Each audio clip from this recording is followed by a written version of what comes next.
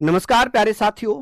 सातवाहन वंश, इसको हम थोड़ा सा डिटेल में लेकर चलेंगे क्योंकि यहाँ से प्रश्न आपके एसएससी जीडी में पूछे गए हैं। ठीक है, और ये बहुत महत्वपूर्ण टॉपिक रहने वाला है एसएससी जीडी के हिसाब से।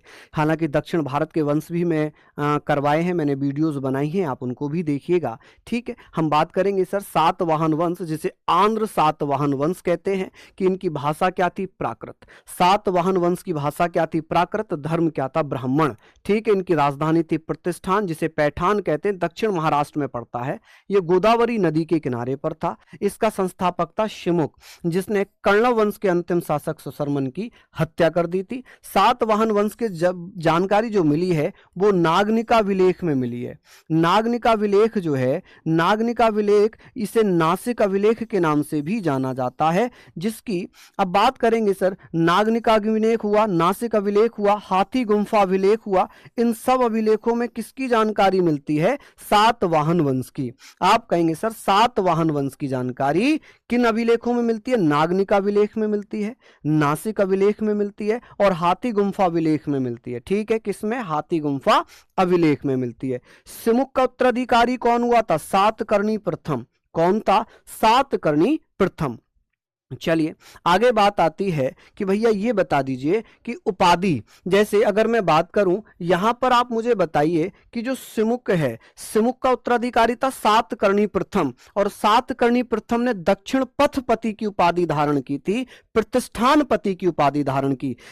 सातवाहन वंश में ऐसा कौन सा राजा था जिसने दक्षिण पथपति की उपाधि धारण की थी, प्रतिष्ठानपति की उपाधि धारण की थी? वो था सातकर्णी प्रथम।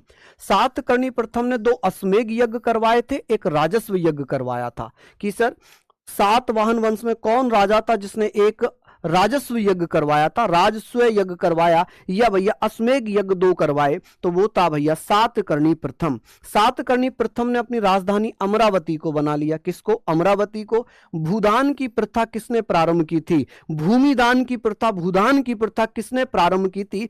सातवाहन वंश का राजा था सातकर्णी प्रथम।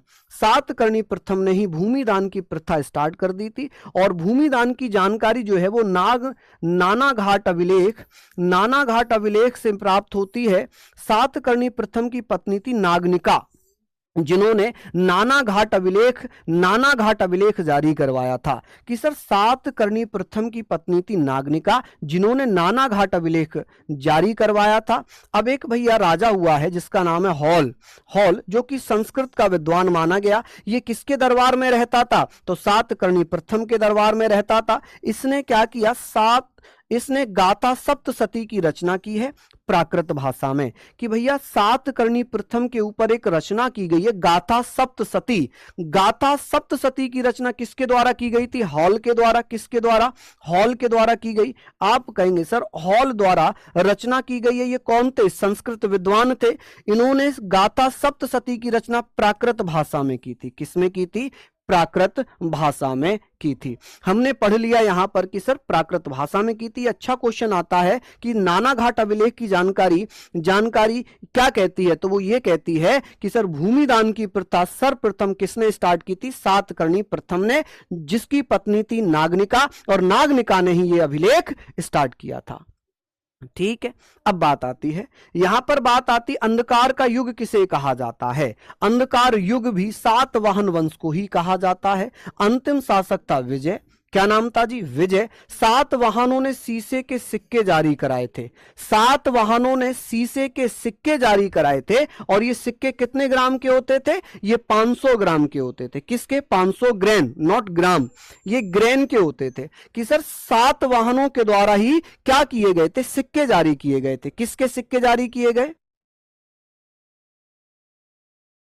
चलिए हम बात कर रहे हैं कि सर शीशे के सिक्के किसने जारी करवाए थे? सातवाहनों ने जारी करवाए थे। ये कितने ग्रेन के होते थे? तो 500 ग्रेन के होते थे। सातवाहन वंश के शासक सर्वाधिक व्यापार कल्याण नामक स्थान से करते थे, जो एक बंदरगाह हुआ करता था। कि सर सातवाहनों के समय व्यापारिक बंदरगाह कौन सा था? तो आप कहेंगे कल्याण था। व्यापारिक नगर कौन सा था? आप कहेंगे कल्याण था। कौन सा था जी? कल्याण था। तो आप लोग लिख लीजिए कि सातवाहनों के समय में सबसे ज्यादा जो व्यापार किया जाता था वो कल्याण नामक बंदरगाह से किया जाता था। कल्याण नामक बंदरगाह से किया जाता था।